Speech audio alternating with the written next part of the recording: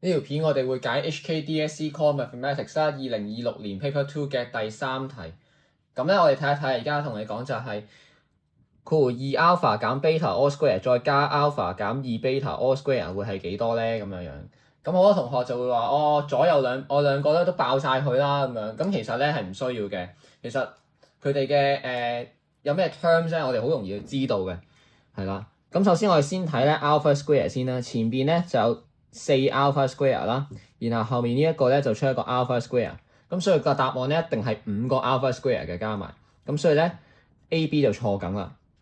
跟住我哋唔使睇 beta square 啦，因為兩個都係5嚟㗎，咁所以咧我哋只係需要咧再望翻佢中間出幾多個 beta 同埋 alpha 乘 beta 就得啦。